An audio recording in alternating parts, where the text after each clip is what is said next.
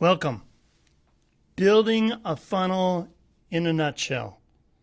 Figuratively, not really in a nutshell. But anyway, everything you need to know about building funnels at your fingertips. I'm Thomas Van On, digital marketer certified partner, and I'm with viralsolutions.net. What do you think? Yeah? All right. So we passed that test. But we want you to know that small businesses, medium-sized businesses, the heartbeat of the economy, what really makes things happen. I've been with you for 30 years. Sales guy in the trenches, doing it all, C-suite executive, running marketing teams, all of it. I get what you're after. Very family-oriented. A lot of our family works here at Viral Solutions. And I believe especially, that marketing strategy trumps marketing tactics. Enough about that guy. Let's go to what we're going to talk about. Now, here's what we're going to cover. What is a marketing funnel? Just going to define it real quick, real simple. But we're going to spend a lot of time going through the 8 steps to creating your own funnel. In order. Okay? That's important. That's usually where people mess up. All right? Part 1. What is a marketing funnel? Well, first we need to talk about how do you grow a business? Well, Jay Abraham's strategy on business growth says there's 3 ways you can grow a business. And if you can do all 3 of these, you're going to rock. 1, increase the number of customers you got. No brainer, right? Increase the average transaction value per customer. Ooh. Okay. Increase the number of transactions per customer. Imagine what happens if you grow all 3 of those. That's how you grow a business. You need to know these metrics off the top of your head, but that's just leading us into why you do marketing funnels. What's a funnel? A marketing funnel is an intentional path that you take your prospect down so that they end up being a happy, satisfied customer. That's the end goal of a funnel. Part 2, I told you part 1 was going to be really short. All right? Short enough for you? Part 2, this is where we get deep. 8 steps to build your next quality funnel so that you have more customers, more transactions, more average ticket. All right? Let's roll. Here we are. Here are the 8 essential steps you need to create a stellar funnel.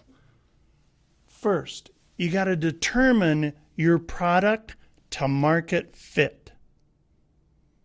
Who you market to, what your product or service is, you got to make sure that's a fit.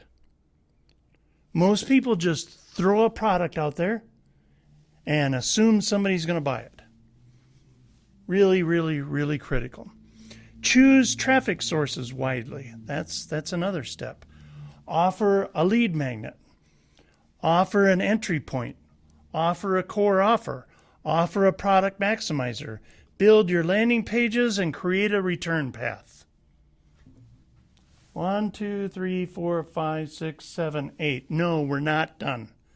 We're going to go in through these in detail. You with me? All right, let's go. 1, determine your product fit. So when we talk about product fit, we're talking about the fit with the marketplace. You need to know your customer in order to efficiently market to them. You've got to know your customer better than they do from their vantage point. Okay? So the better that's how you understand this market fit part. The product itself isn't as critical. It's critical, but it's got to be a fit with the audience. So who is your ideal customer? What's their demographics, their interest, their core values, their day-to-day lifestyle, their resistance to the sale? Yep, we got a sheet for you to know how to do this. What are my customers' frustrations and pain points? What are the problems my customer faces every day? What's getting in the way of their success? This is all about a lot of psychology, but it's why people have an affinity for a brand, because they feel like this brand product market fit is designed for them. They don't even think about this as a product from a company. Okay? This you got to nail. What is my customer's desired after state? What does success look like? What do they want to achieve? This is about their success. They have this before state where they're kind of, I got a problem, and oh man, what's going on here? What do they want to feel? Happiness, joy, relief. Whew, thank goodness I found what you got going on. This you got to understand. What's their viewpoint of success that has your product and service included within it? That's great product to market fit. How does my product help transition customers away from their problem? Okay? And towards their success. Not your success, their success, because they found what you got going on. That's product to market fit. Step 2. Choose a traffic source. We're not talking cars and trucks. Traffic is hits and views to a website, clicks on an email or a text message, engagement with a social media organic or paid post. It's people hitting that activity. If you're a speaker or a coach and you got empty seats out there, that's lack of traffic. Full house, people wanted more tickets, that's great traffic. All right? Now that you've achieved this product market fit, the next step is to figure out how to reach that market and get them to your website, your event, wherever you got content hanging out to make your pitch. Traffic sources. Nobody really has a traffic problem. And that's because you can always buy traffic. If you've got a traffic problem, it's because you're not buying traffic. Email marketing is traffic. Social media advertising, Facebook, LinkedIn, Instagram is traffic. Search and display advertising on Google and Bing can be traffic. Great content marketing draws in traffic. Organic social media that people love to engage with is traffic. Search engine optimization is a way to do traffic. These are tons of ideas, and there's a lot more. There are tons and tons of more places to find or buy traffic.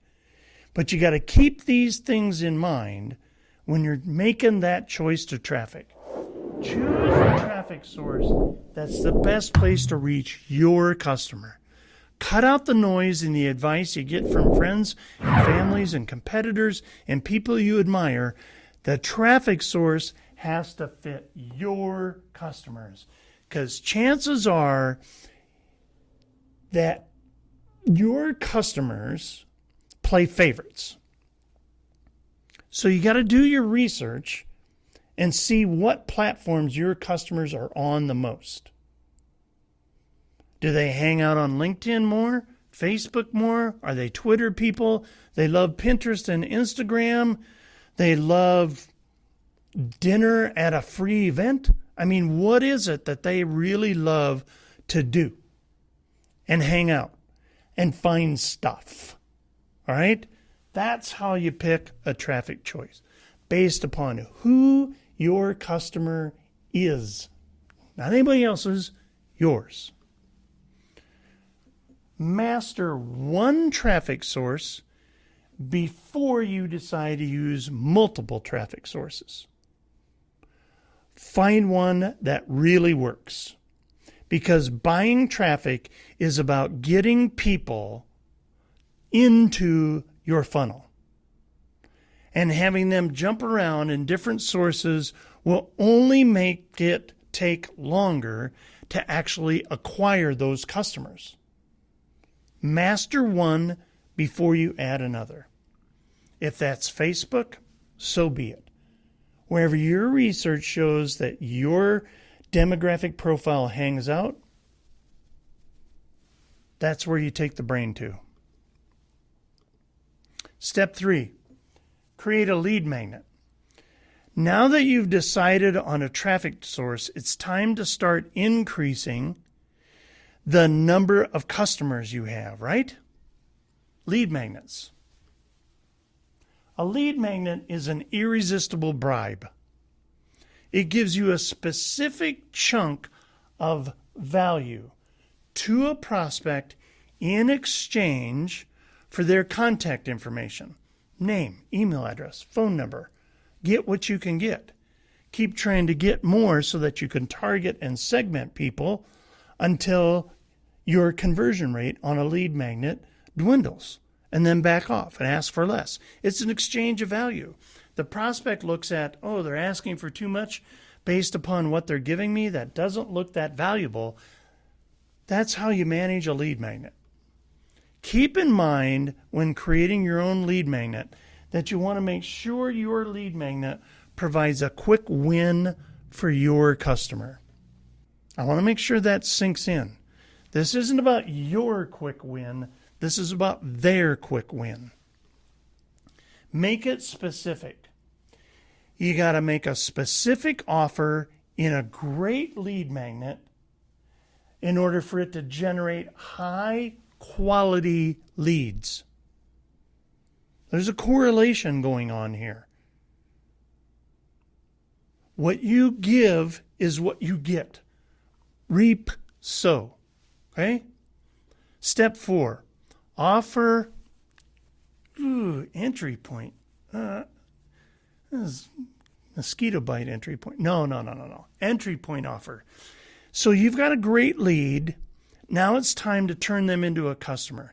I mean, they're thinking, all right, I got something from you. I got it for free. I just gave you my info. And no problem. Boom, man. You want to move them from thinking like a prospect to whipping out that credit, debit card, whatever your form of payment is, and getting them into a customer mindset. And the way you do that is with an entry point offer. An entry point offer is usually $1 to $20, or about 10% of your core value offer.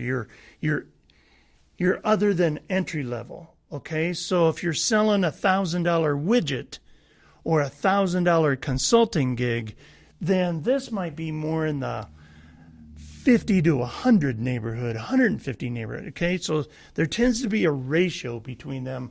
But the point is that it's super low priced in relationship to what you really want them to buy. This is your foot in the door purchase, entry level. There's all kinds of types. There's a physical product. There could be a book. There could be, discounted initial services. You know, maybe you're in the service industry and you're shampooing carpets and you're like, hey, I'll come over and clean that couch for $5. They are irresistible, low cost, entry level, and usually break even at best. You're not looking to make money on this. You're looking to acquire a customer, even if you have to buy it. Now, by starting off generous and providing immense value, that's what this is really key. This sets up this relationship of expectations and gets the customer off on the right foot with your business. Make sense? All right. Step 5, offer a core product. What is a core product? Well, as long as you've over-delivered and provided immense value up to this point in your lead magnet and your entry-level purchase offer, your customers are usually highly interested in your core offer. If you didn't do a good job at this and you tried to gain a profit, it didn't have amazing, irresistible, I'm satisfied, I love it, you lost money, and you're good with that. If you didn't do all of that, that tends to affect your core product offer. So make sure you get this right so that you can move to here. Core offer. Keep this in mind. You don't always have to keep all the profits here. Man, Tom, you keep saying I'm giving away profits, giving away profits. This is how a sales funnel works in really successful companies that do an awesome job at marketing. They're reinvesting. They're taking anywhere from 7 to 30% of what they bring in on their core offer and putting it right back into the business, right back into marketing to grow customers, to grow number of transactions, to grow average ticket value, to grow long-term value. That's how they rock it. Hey, buy more traffic, more customers down the line. Your core offer should still be valuable because you've already over-delivered on your initial offer. So you make sure your core offer delivers just as well, if not better. Step 6, profit maximizer. Hey, finally, we're talking about profit, right? Most successful companies don't start making really good profit margins until they do this. Profit maximizer. A profit maximizer is higher priced purchase that increases the average transaction value per customer. Remember, that was one of the keys to building a great business, right? Transaction value per customer. Profit maximizers come in all kinds of forms. Immediate upsells. McDonald's, you want fries with that? Sure. Now they do meals and all of that, but you can think of things of, hey, do you want this with this? You know, really quick. Hardly any cost to it, easy to give, throw them in the bag, and away you go. That's an immediate upsell. Cross sales. Frequently bought together. Amazon, man, they rock that one. Great cross sales. Premium subscriptions. People will pay extra if they're treated extra special, insider, hey, I'm better than everybody else. They'll do that. Premium subscriptions. All of these are just different ways you can increase your customer experience and you can make increasing lifetime value. Step 7, create landing pages. You know, a lot of people try to start here. They never get it done and it never works. Because there's 6 stages of planning before you make a landing page on your website, put up a billboard, create a commercial advertisement of any type. You've got all your offers in order, and now it's time to take place to get your customer to learn about it, where to find it, and that's on your landing page, where we're going to drive the traffic to make them land. A landing page is a web page with all the essential information about your offer. See, a lot of people think that people come through the front door of a website. You drive the traffic to a very specific landing page. Your contact page, your About Us page, your home page, they're less important because this is where you bring people to. The About Us contact page and home page are used by people who are checking you out and they aren't really serious. Great marketing happens when I come here, boom, I buy. Okay? That's what a great landing page is. So here's what you're going to need. An attention-getting headline. You use the headline or the name of your offer as inspiration in your landing page. That's a great SEO situation. Keywords involved, intention grabbing, highly emotional and charged. An image of your offer, very high quality image, even maybe a video on how it's presented, how it gets put into place. Okay, even before they buy it, they love seeing it, almost as if they can touch it and feel it. Compelling copy. Content and copy people in a marketing agency like ours, very valuable people. And that's because they use words to make people take action.